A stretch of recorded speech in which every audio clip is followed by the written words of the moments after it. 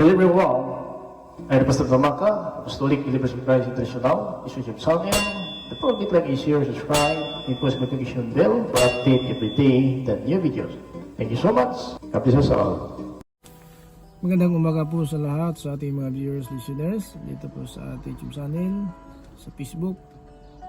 May kapayapaan at habagi ang Diyos ay sumasa atin sa magitan ng ating Panginoon Hesus Kristo. Ito piling Pastor Maka, Apostolic Believers of Christ International. Mga kapatid, sa oras na ito, una sa lahat ay magpasalamat tayo sa Panginoon sa kanyang kabutihan. Hindi pati pinabayaan ng Diyos bawat araw, palibagong dagdag na ating mga araw, mga taon sa araw na ito is sa February 28, 2024. Now, this is the day that the Lord has made. Rejoice unto God and give thanks unto the Lord, because God is good all the time. Kapatid, sa bawat araw, ang salita ng Diyos ay pinaparating po natin sa buong sanlibutan. Kahit paano marami tayong matutunan sa bawat araw na ating pamuhay, ay mapaghandaan po natin ang ating kalagayan. No, sa panahon po na ating pag-alis sa sanlibutan, ay sana po hindi kaparusahan ating kahantungan. No, dahil po ang Diyos mapagmahal, mapagkumbaba at mapagbiyaya ang Diyos sa ating pinalingkuran. So kahit na po sa ating mga pagkukulang sa Panginoon, subalit ang Diyos hanggang ngayon ay binigyan po tayo ng pagkataon upang na malaman natin kung anong purpose na isinilang po tayo sa libutan, ano ba ang purpose na ang Diyos ay ginagabayan tayo sa ating pamumuhay sa bawat araw, ang lakas, malusog na katawan, at kagalingan ng mga karamdaman ay ito po ay galing sa Panginoon. Na wala po tayong magawa kung wala ang Diyos. Ay po si John 15 verse 5, without me you can do nothing. No, yan mga kapatid ang sinabi ng Panginoon. Kaya walang bagay na kamtan po natin na hindi po galing sa Panginoon.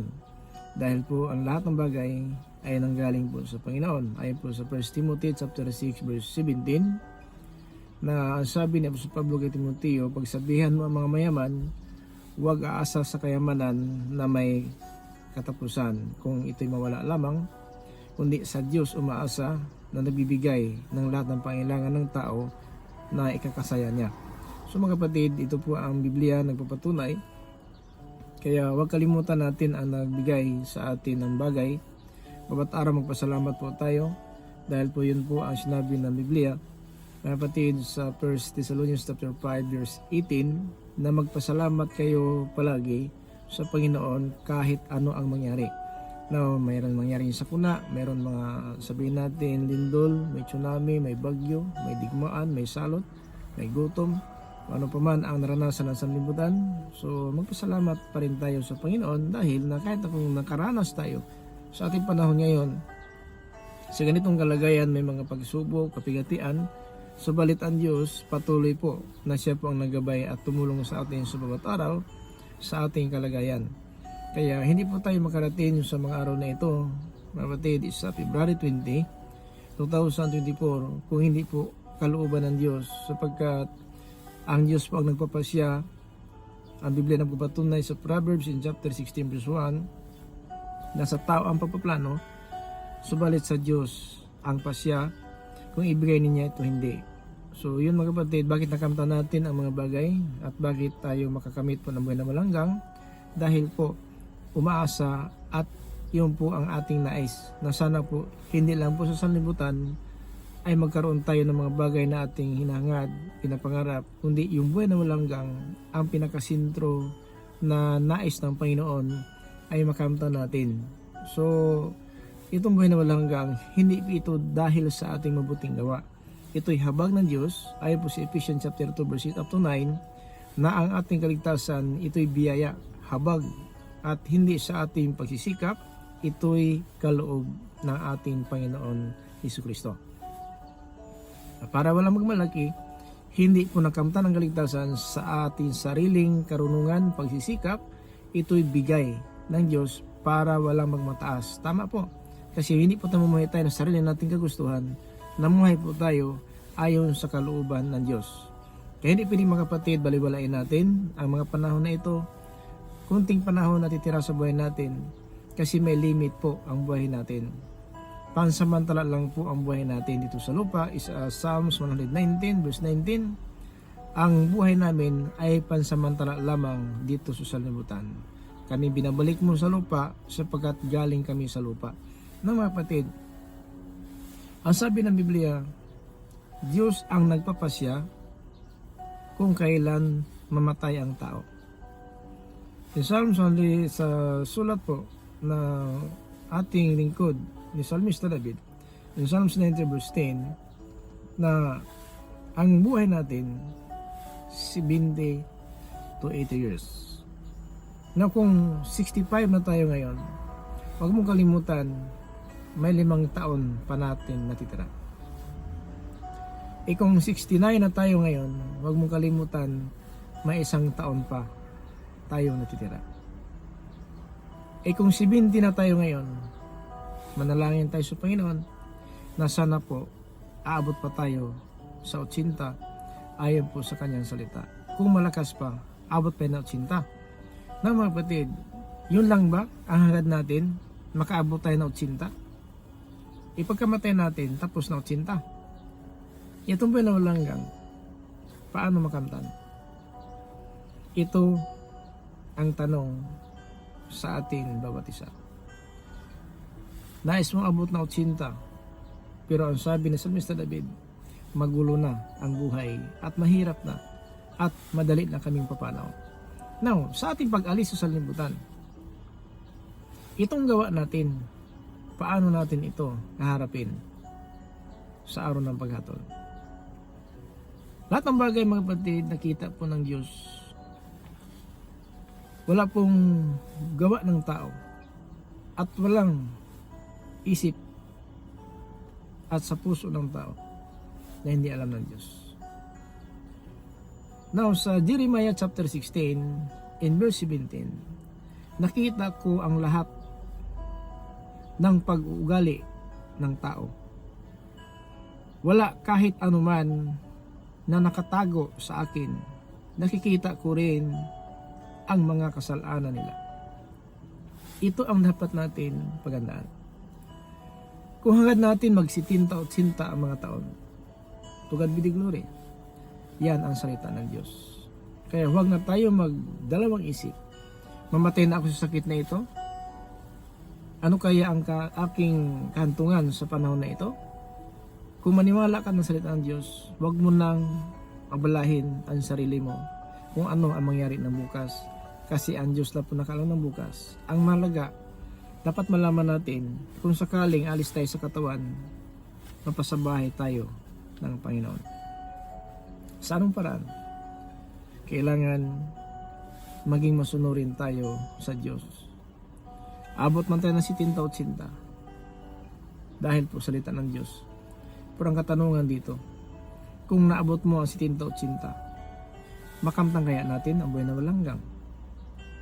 Yan ang sentro ng katanungan ng ating bawat isa. Na ano mo pala ng tao, maangkin man niya ang buong sanlibutan, napahamakan naman ng kaluluwa. Sa Matthew chapter 16 verse 26, excuse me.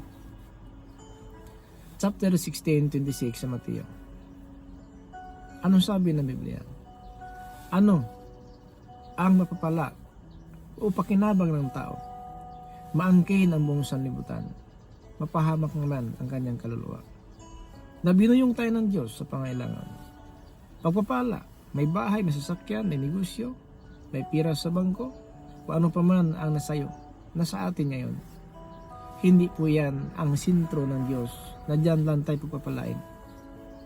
Pagpapala na buhay na walanggang ang pinakamahalaga. In John chapter 6:27, huwag pagsikapan ang pagkain mabulok lamang, kundi pagsikapan ang pagkain, ito'y hantong sa buhay na walanggang. At ako lang ng tao ang magbigay sa inyo ayon sa pasya ng aking Ama. Yan po sinabi ng Kristo sa John 6:27. Now, nagtrabaho tayo maaga pa. Gumising tayo ng maaga pa. Kahit na anong lamig, example natin si Japan, is one of the February, is a very cold. no? Negative 5, negative 10. Pero maaga pa ang tao gumising, naghanda ng pagkain, baon, kung ubinto, para sa papunta ng trabaho. Dahil po, sa anong paraan? Na marami tayong mga hinangad, maraming pangarap tayo. Makabili tayo ng bahay, makabili ng sasakyan, makabili ng lupa, makapagnegosyo, makapag-ipon kahit kunti man, at makapagbigay tayo ng nangailangan. Sa alam po ng Diyos, ganun po ang hangarin natin. Kaya binigyan tayo ng lakas, binigyan tayo ng malusog ng katawan, para yung hangad natin ay ating makamtan. Kasi ang Diyos mapagbigay, mapagbiyaya. Huwag lang abusuhin. Huwag lang abusuhin ang pagpakumbaba ng Diyos, ang kagandang loob ng Diyos. Kasi pag inabuso natin ito, parusa po ating gantungan. Now, lahat ng bagay nakita ng Panginoon. Jeremiah 16:17. Lahat po nakikita ng Diyos. Ang mga ginawa ng tao, walang nakatago.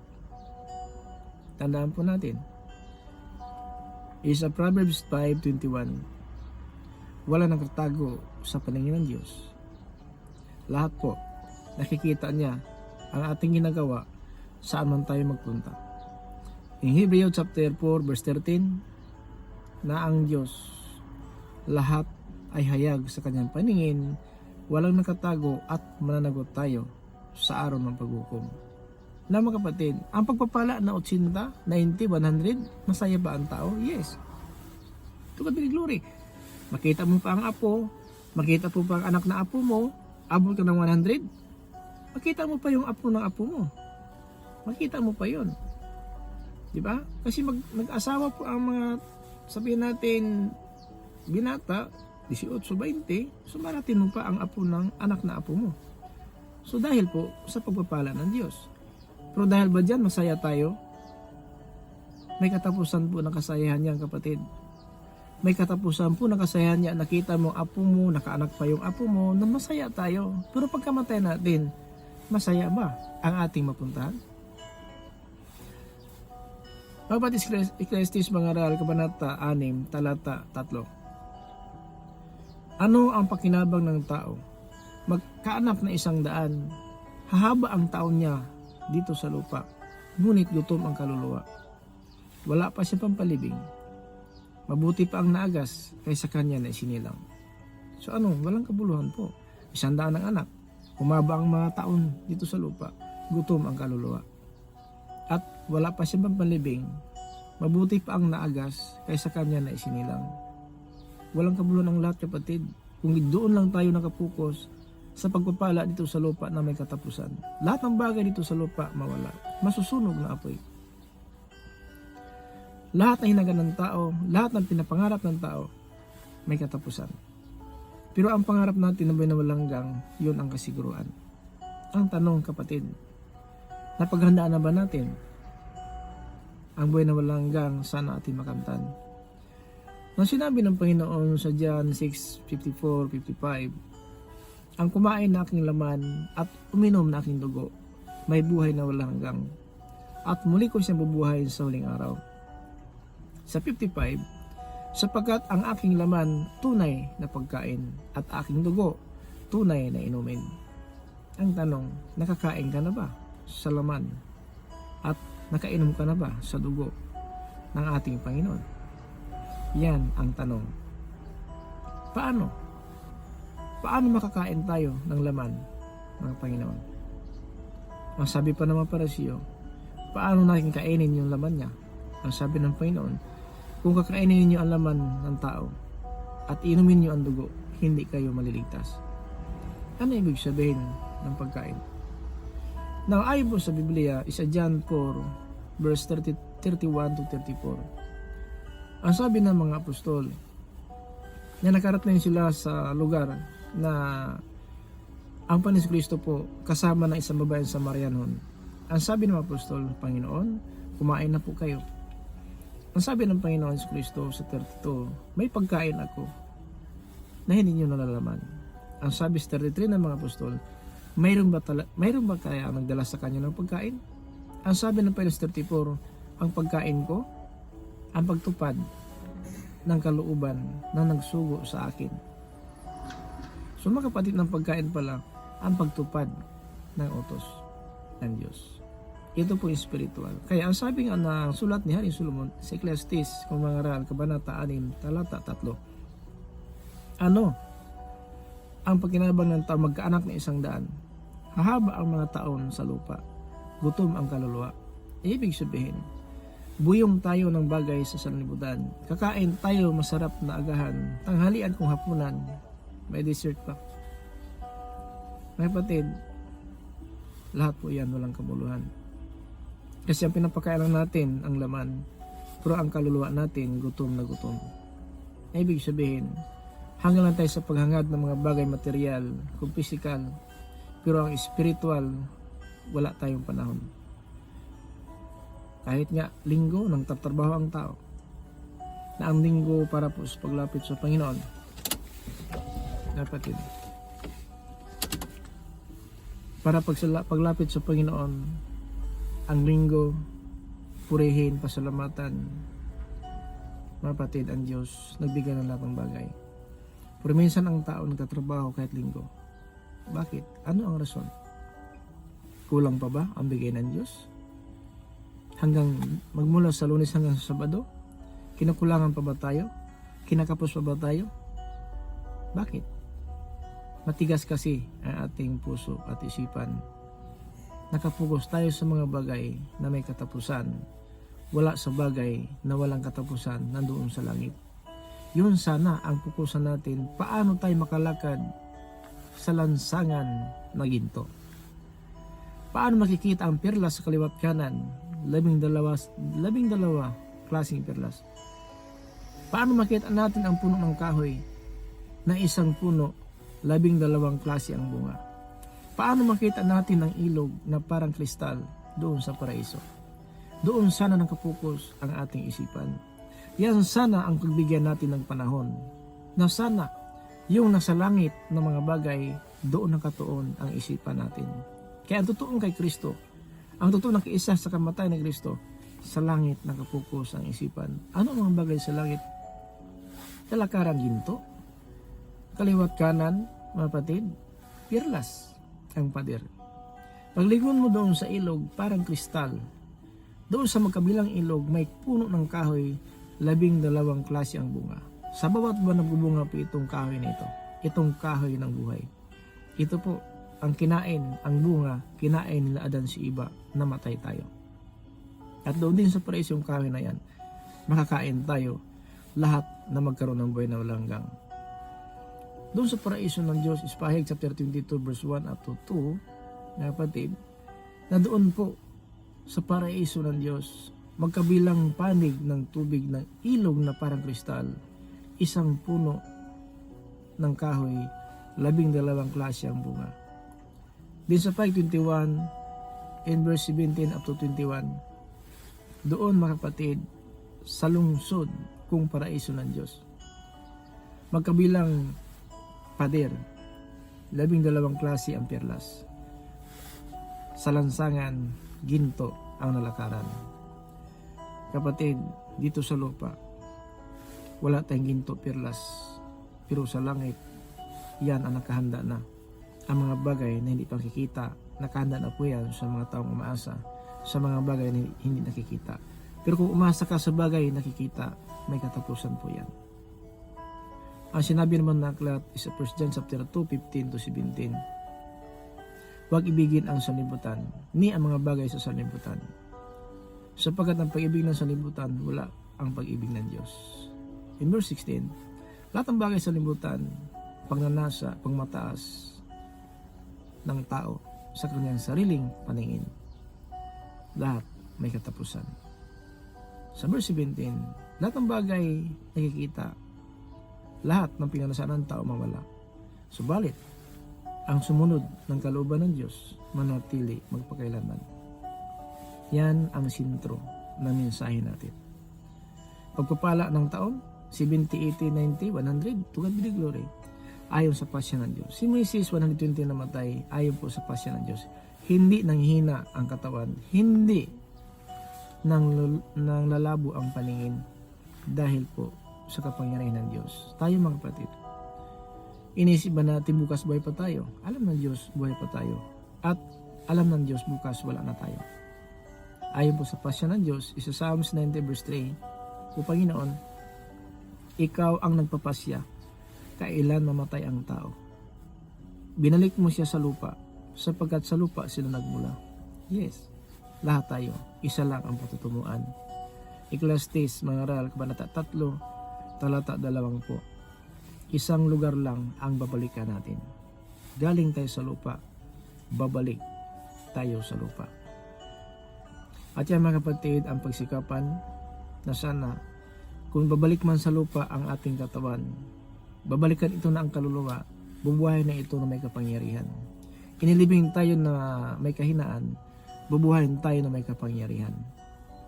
Mga kapatid, ayon po sa 1 Corinthians chapter 15 verse 51 to 53, inilibing ang katawan na mahina, babangon ito na may kapangyarihan dahil po sa kapangyarihan ng Diyos.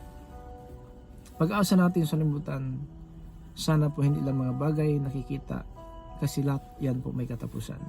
Pero ang pag-asa natin walang hanggang, hindi pagkait ito ng Diyos sapagkat ang Diyos mabagin. Hanggang ngayon, itong mga video na pinopost natin dito po sa YouTube channel, sa Facebook, hindi po natin ginawa ito upang bumalaki at manira tayo na ating kapwa mananampalataya.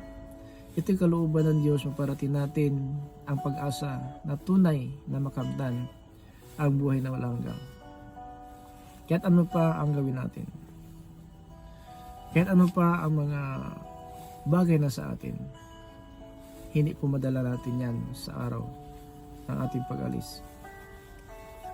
Sa pag-alis sa libutan, lahat maiwan, anak, asawa, kapatid, o lahat man ang nakamtan, wala tayong madala.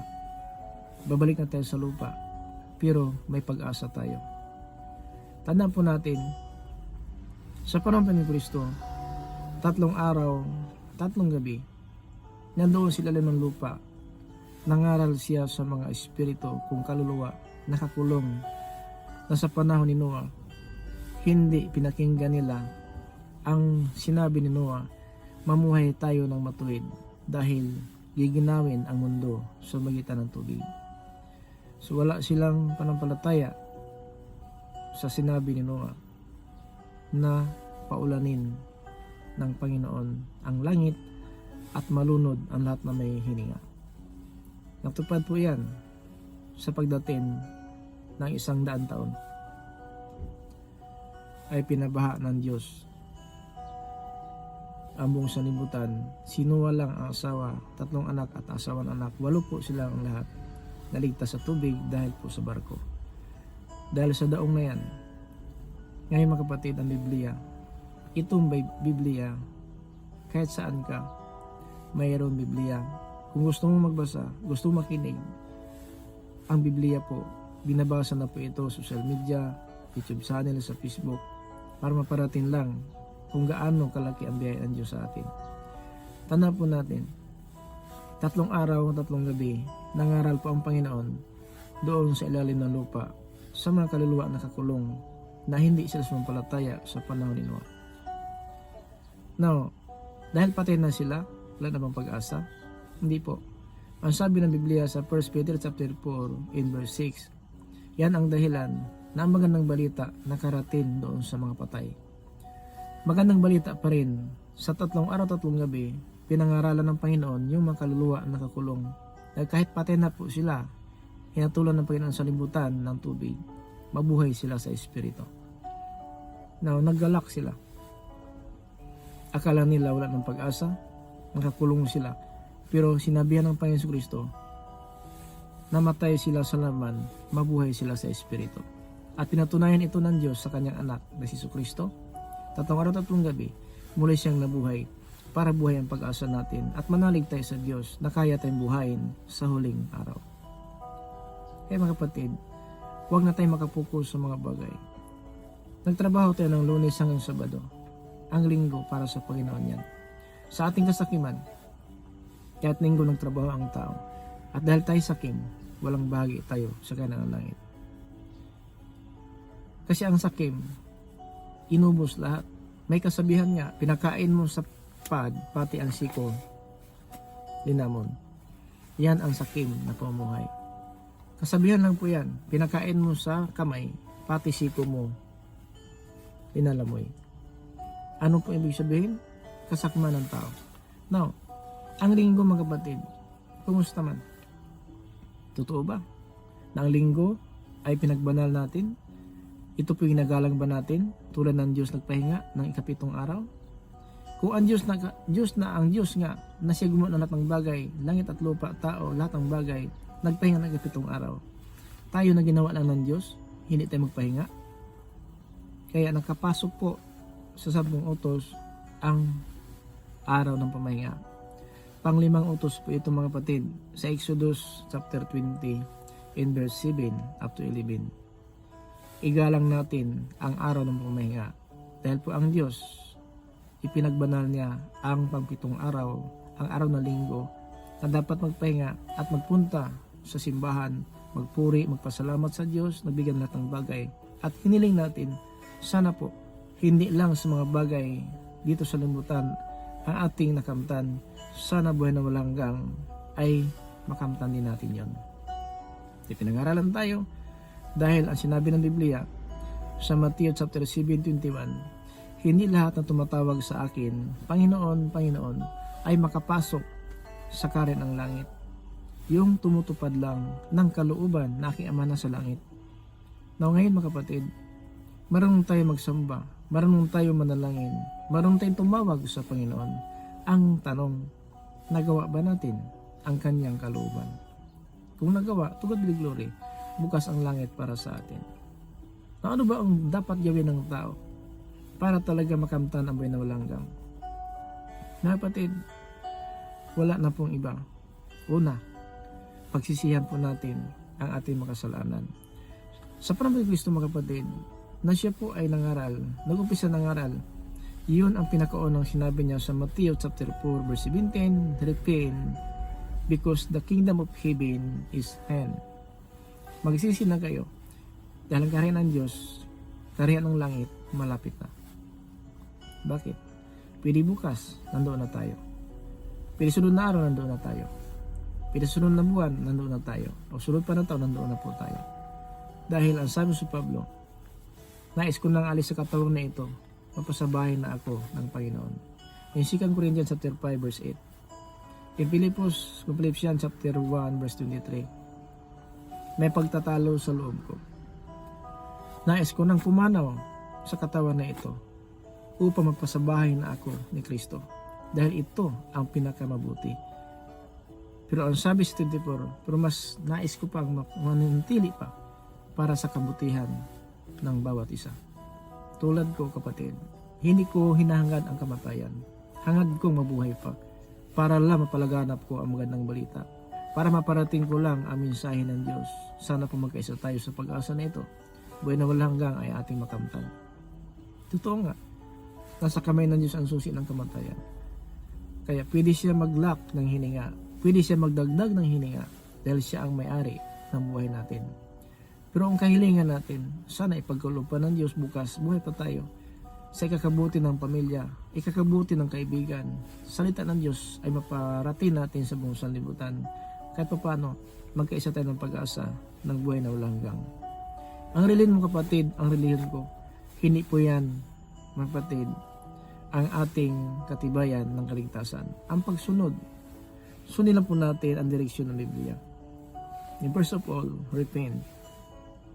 Every one of you, baptize in the name of Jesus Christ for the remission of your sin in me.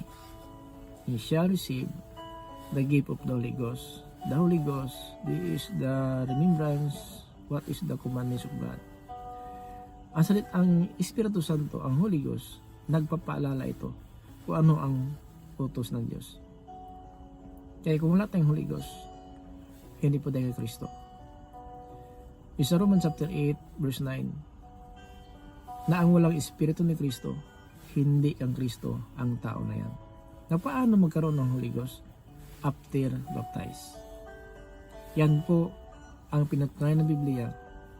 Ezekiel 36, 25, 27. Sa araw na yon, wiwisikan ko ng malinis na tubig, ng dalisay na tubig sila upang mapawalang sala at marinis sila sa karumihan at layuan nila ang Diyos-Diyosan. At sa araw na yun, sa 26, palitan ko ang puso nila at espiritu. Ang puso na bato, palitan ko ng pusong laman. At ang espiritong suwail, palitan ko ng espiritu masunurin. Yan ang sinabi ng Panginoon. At lalakad sila sa aking kabalauran, kung ang aking palatuntunan. Ganon ang promise ng Panginoon. Ngayon, saan yung tubig na dalisay? Sabihin mo galing sa langit? Sabihin mo galing sa lupa? Hindi. Yung tubig na yan, galing sa katawan ng ating Panginoon Kristo. Namatay si taas ng cross, mga kapatid. Isadya 1934. Sinaksak ang takiliran ng Panginoon Kristo. Dalawang uri ang lumabas sa kanyang takiliran, tubig at dugo. Ang tubig, naglarawan niya ng bautismo. Kaya ang sinabi ni Apostol Marcos, he who believe, it is baptized, will be saved. But he does not believe, will be damned. Now ang dugo, nagpapatawad na ating kasalanan. Pahayag chapter 1 verse 5, ang dugo ng Panginoon Kristo, ang siyang nagpapatawad ng ating kasalanan. Tama lang. Ang sinabing propeta Ezekiel, wiwisikan ko sila ng dalisay na tubig. At hindi galing sa langit, kung galing sa alapaap, sa lupa, sa katawan ng Panginoon Kristo, yung dalisay na tubig na yan, sapagkat ang Panginoon banal, walang kapintasan, na dapat siya ialay sa araw ng Pasko para mapawalang sala tayo na mananampalataya at tumanggap ng kanyang pangalan diyan po sa bautismo. Ito po ay pinangaral ng mga apostol sa Acts 2:38. Repent, every one of you baptized in the name of Jesus Christ for the remission of your sin, and you shall receive the gift of the Holy Ghost. So yun mga kapatid, ang kapatawaran, ang pagtanggap ng kanyang pangalan na sa bautismo. Kaya tama lang, tubig at dugo. Ang dugo ng papatawad, ang tubig, bautismo. Kaya nagkasama yung dalawa. Bakit sa isang kanyang sugat, lumabas po ang tubig at dugo? Dahil po mga kapatid, simbolo ang bautismo. Sa pagtanggap ng pangalan niya, diyan tayo pinawalang sala. Sabi ni Apostol Pedro, refrain, every one of you baptized in the name of Jesus Christ for the remission of your sin, upang mapatawad ang inyong makasalanan, and you shall receive the gift of the Holy Ghost, at matanggap ninyo ang ipagkaloob ng Espiritu Santo. Kaya ang sabi ng Pablo, ang tao na walang Espiritu ng Kristo, hindi ng Kristo ang tao na yan. Bakit? Pag hindi pa napatawad tayo sa ating kasalanan, hindi mo matanggap ang Espiritu Santo. Dahil ang Espiritu Santo, nananahan lang po sa katawan yan, na karapat-dapat siya mananahan. Kasi ang katawan, templo ng Espiritu Santo. Kailan? After baptize, nahugasan na tayo sa ating kasalanan. Karapat-dapat lang ng Espiritu Santo mananahan sa ating katawan at magtuturo sa atin sa bawat araw na nararapat na pamumuhay, maiwasan ang pamumuhay na makasalanan, suwail sa paningin ng Diyos. Ganun mga kapatid. So dapat natin tanggapin ang katotohanan. Hindi pa huli ang lahat. Habang buhay pa ang tao, may pag-asa. Ecclesiastes ng mangaral, kabanata 9, talata 4. Habang buhay pa ang tao, may pag-asa. Nagkasabihan nga, mabuti pa ang buhay na aso kaysa patay na leon. Alam natin, mas matapang pa ang leon sa aso. Pero, ano ang pakinabang mo kung matapang ang leon, patay na? Yung asong buhay, kahit aso lang po yan, pero mapakinabangan po yan ng amo. Bakit? Kung malalim ang hilik mo, malalim ang tulog mo, yung may aso ka sa labas, kung may tao ng intensyon ng buhay mo, mapakinggan mo ang aso at magising ka at makikita mo ang tao na masama ang intensyon sa iyo. Ganon tayo, habang buhay pa may pag-asa. Bakit? Kaya pa natin tumalikod sa masama na pamumuhay. Kaya pa natin tanggapin ang katotohanan, makasalanan tayo. Kaysa mabutangan ng kamatayan, kahit gaanong tapang mo. Tulad ng leon, matapang nga kung patay na, hindi makinabangan. Kung patay na tayo, ano ang magawa natin? Kung sa buhay pa tayo, dapat tayo parusahan. Ano pa kaya kung patay na tayo na wala nang magawa ng kabutihan, mas lalong parusa ang ating kantungan. So mga kapatid, ayon ng Diyos, gano'n na lang ang ating makamtan. Umaasa ng kaligtasan, pinagpala ang buhay sa libutan, pero sa impyerno pala ang punta. May kasabihan nga, ang sulat ng Haring Solomon, isa Proverbs 14 verse 12. May daan na matuwid sa mata ng tao, pero ang dulo ang kamatayan. Why? Mga kapatid, dahil po ang pamuhay natin sa lungat sa kalooban ng Diyos. Ibig magsisi na tayo sa ating makasalanan, nagpatuloy sa paggawa ng kasalanan. At dahil diyan, pag abutan tayo ng kamatayan, hatol na po ang ating kantungan. Pero ayaw ng Diyos na sa ating pag-asa ng buhay na walang hanggang, mabigo po tayo. Hanggang ngayon, buhay pa tayo. Bakit?